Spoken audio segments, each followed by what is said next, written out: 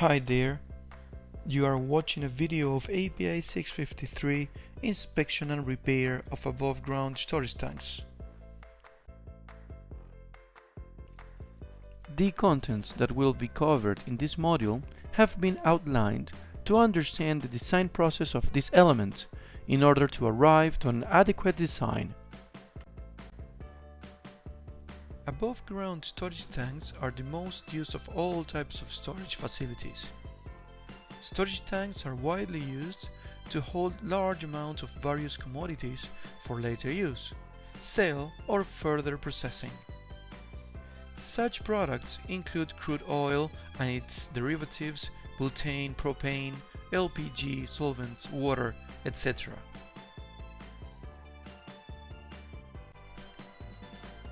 What are storage tanks designed for? Mainly to stock large quantities of fluid at relatively low installation cost. Some of their characteristics are: they are a buffer between the different stages of the process. They are easy to build compared to other similar equipment. They operate at atmospheric or near atmospheric conditions. Generally, they are built in situ. The purpose of using design codes is to avoid disasters that can affect humans. Therefore, they comprise a range of experiences and good practices. The code states the minimum requirements for the design, fabrication, material selection, inspection, and installation of tanks fabricated with steel welded plates. Tanks designed with this code must meet the following requirements.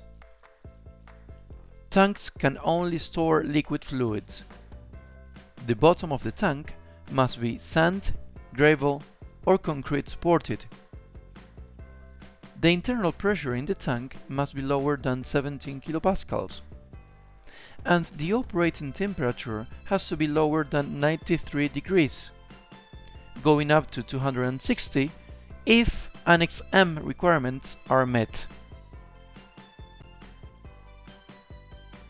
Before we start reviewing the code organization and the minimum requirements, it is convenient to establish the main differences between the equipment used to store products. A good comparison could be made regarding the pressure level to which they can operate. Storage tanks designed according to the API 650 code are also known as atmospheric or low pressure tanks, since they can only operate with internal pressures below 17 kilopascals. The API 650 code from the American Petroleum Institute is divided in two main parts. In the first part of the code, the mandatory requirements are found, where the scope, definitions, and main contents are included.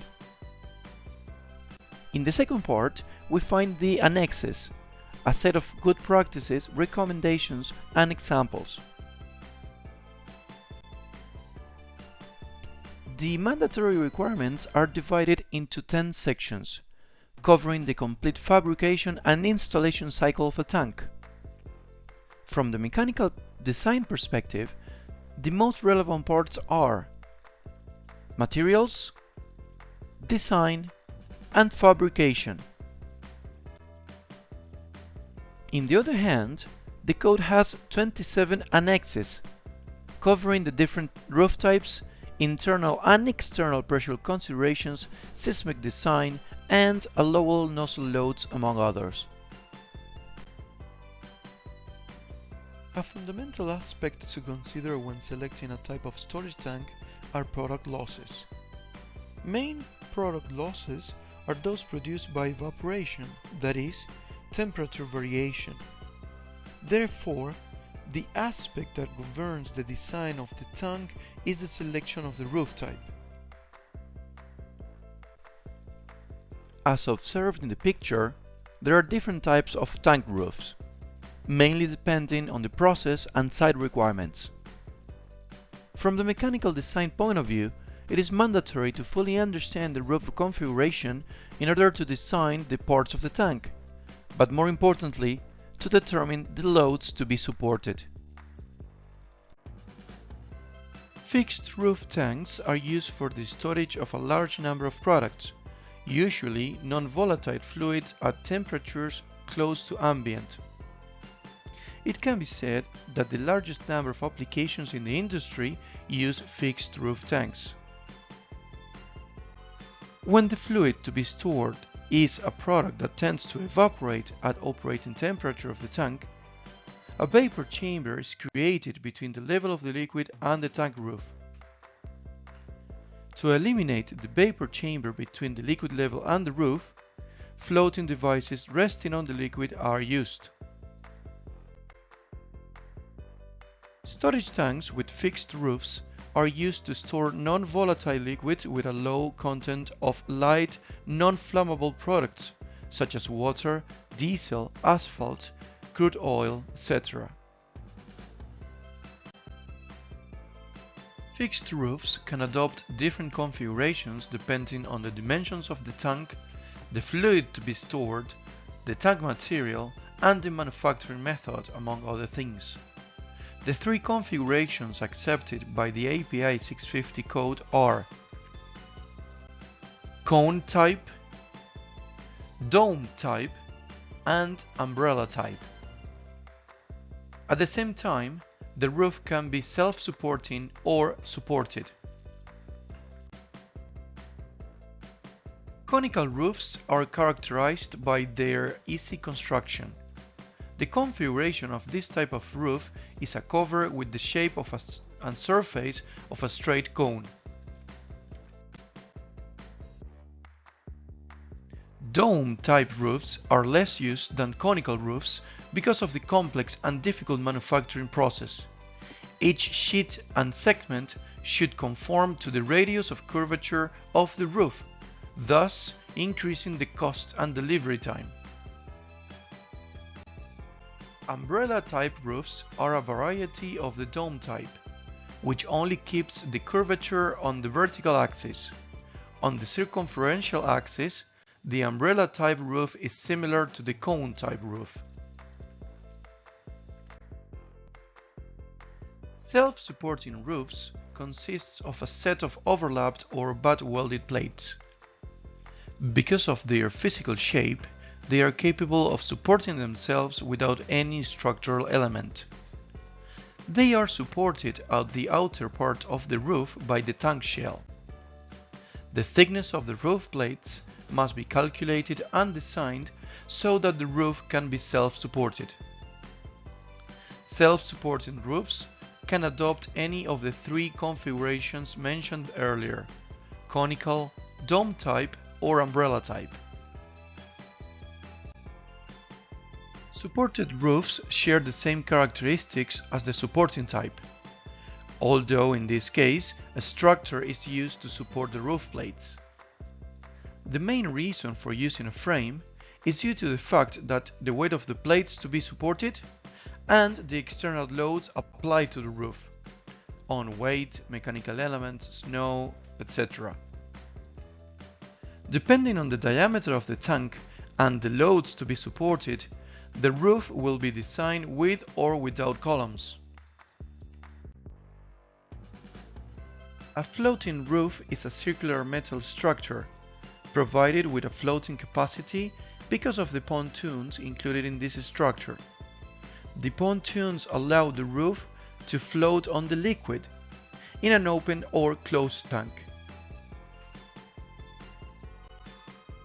There are two types of floating roofs: the external ones, which rest on the stored liquid and are in contact with the environment, and the internal ones, those not in direct contact with the solar radiation and rain.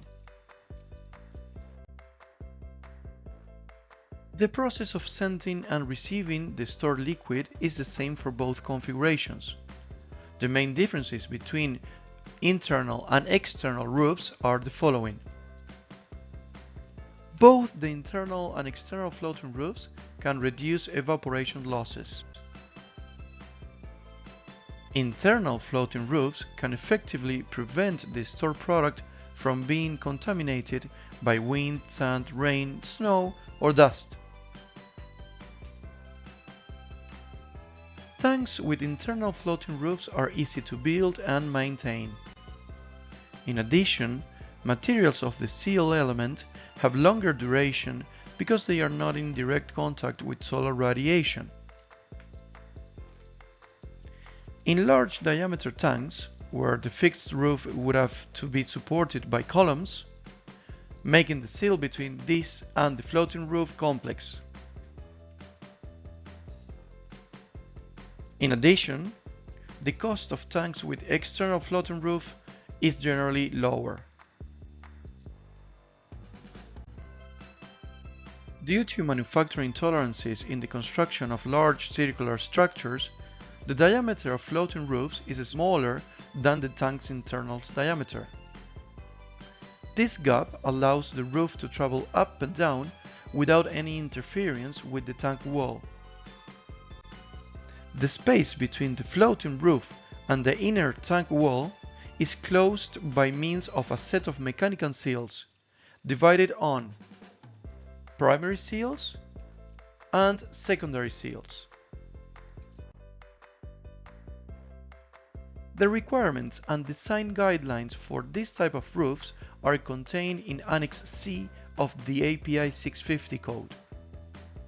The design of the roof and its accessories should allow the roof to travel to the upper and lower liquid operation level without damaging the tank body, the roof itself, or any other appurtenances.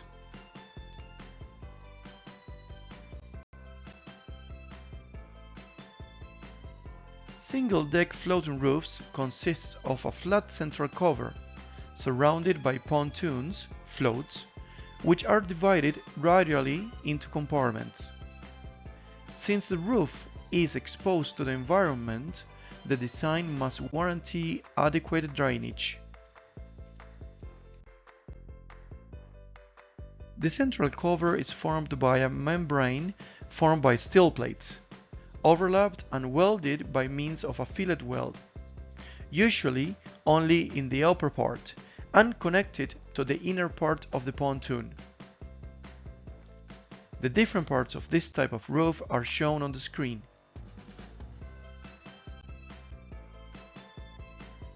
This type of roofing is used for tanks up to 65 meters in diameter.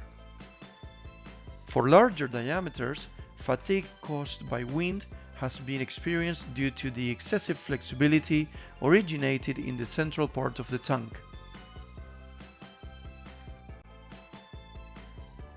The double-deck floating roof consists of two decks covering the entire roof. The pontoon has an upper and a lower membrane separated by a number of ribs between these two decks, defining the compartments of the roof. The outer ring with the compartments represent the main buoyancy element of the roof. This type of roof is of much heavier construction than the previous one, and also more expensive. However, a more rigid construction allows better drainage from the top of the roof.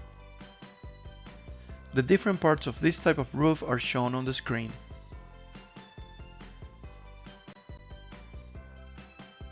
This type of roof is preferred for small tanks, under 10 meters in diameter. If you wanted to use simple roofing, the central cover would be very small.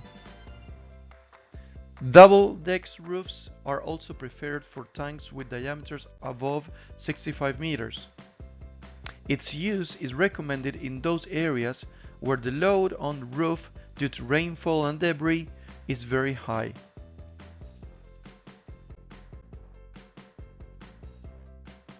Internal floating roofs are used inside fixed roof tanks to reduce gas emissions.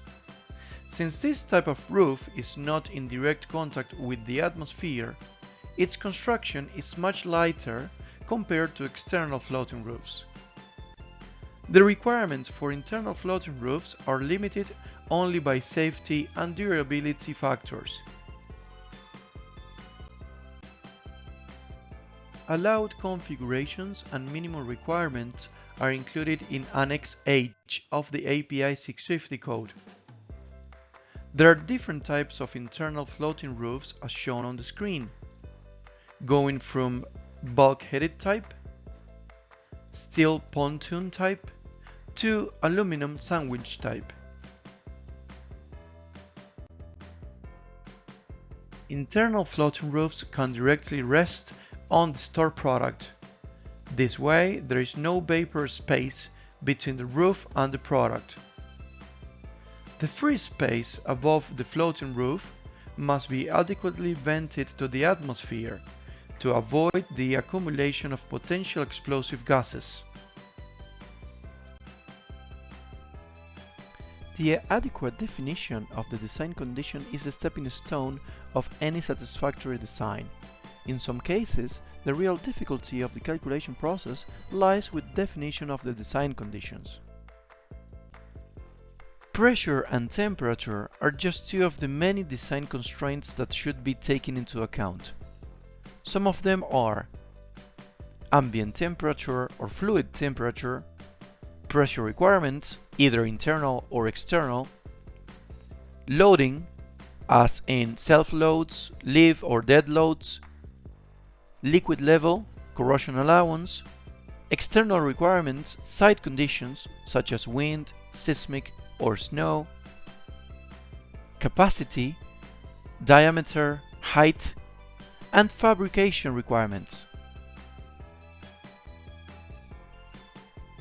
Due to the large quantities of product that could be stored in this type of equipment, loads definition is one of the fundamental aspects to be evaluated prior to any development. The loads that generally govern the design of storage tanks are the operating weight of the fluid, seismic loads, and the wind pressure, these two last conditions depending on the site.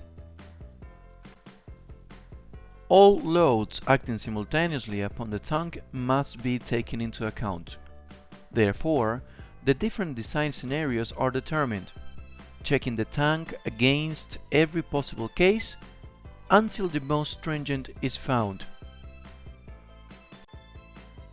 The code does not recommend or suggest any material for any particular application. The code merely states what materials are allowed and the requirements they have to comply with. To select a material for an application, the following should be consulted: best practices and lessons learned, authors of reference, current publications like API or NACE, client specifications, and metallurgy specialists. Storage tanks can be fabricated from different materials: carbon steel, stainless steel, aluminum, etc. The API 650 code divides materials in 6 groups, as it can be seen in the picture. It is worth mentioning that some of the elements of storage tanks, such as the annular plate, are defined according to these groups.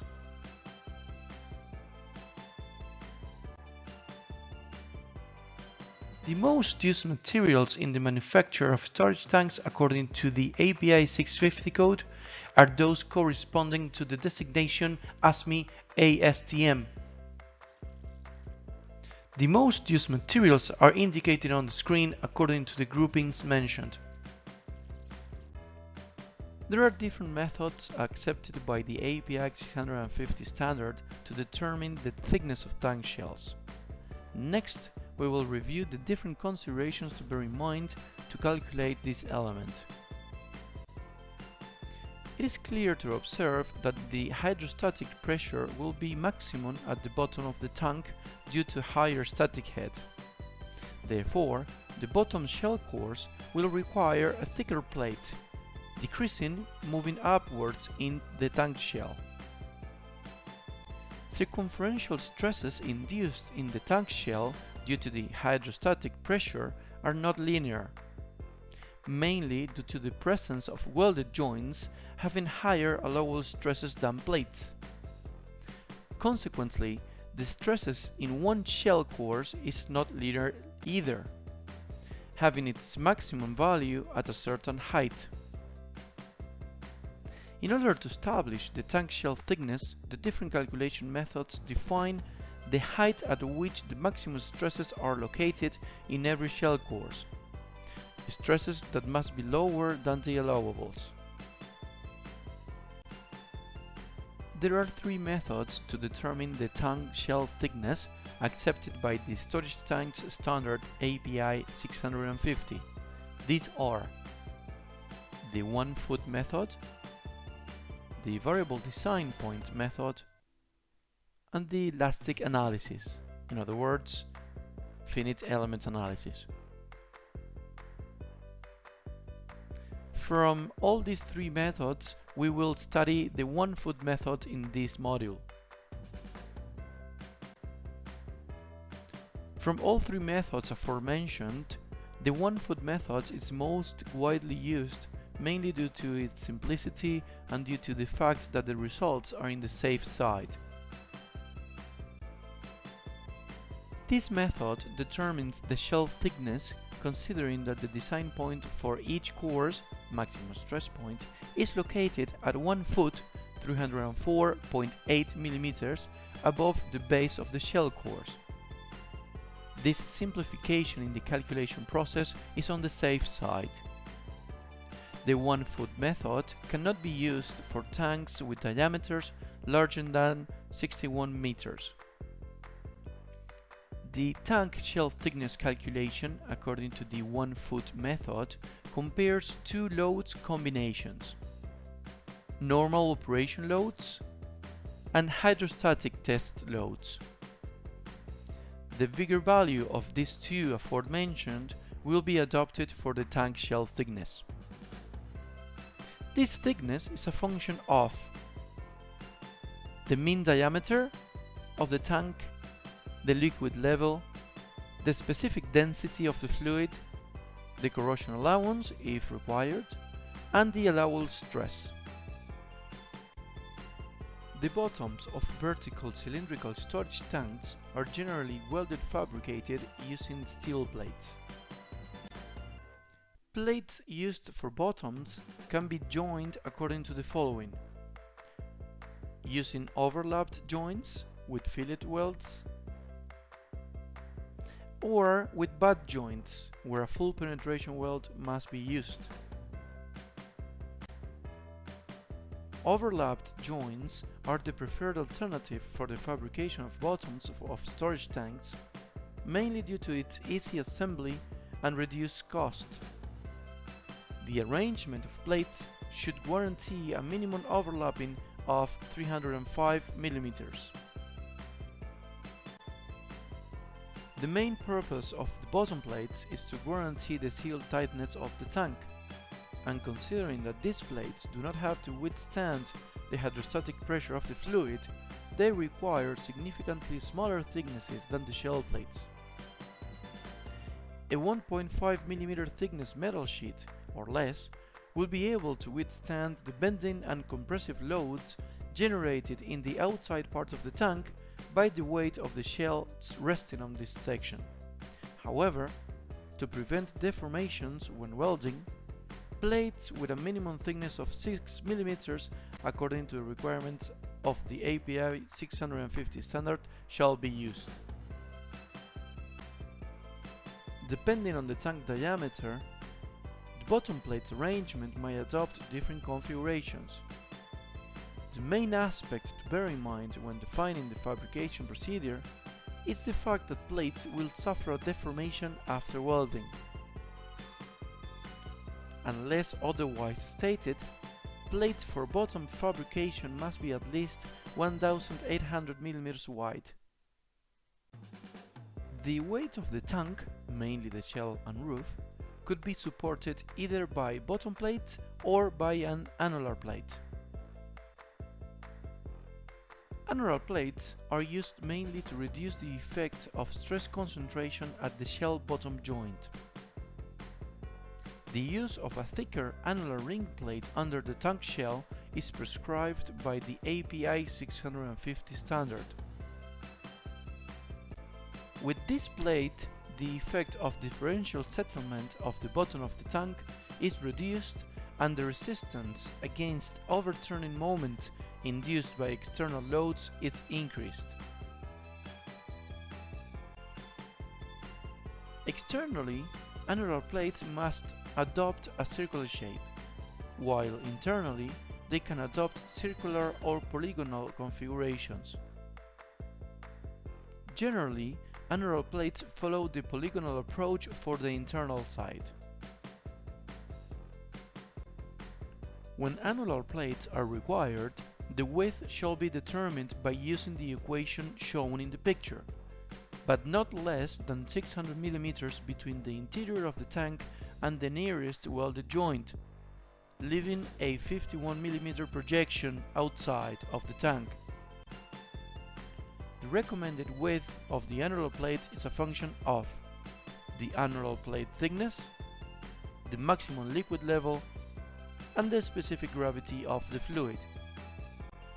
Depending on the tank shell first course thickness and depending on the induced stress in this same element, the IPA 650 standard indicates the minimum thicknesses of annular plates.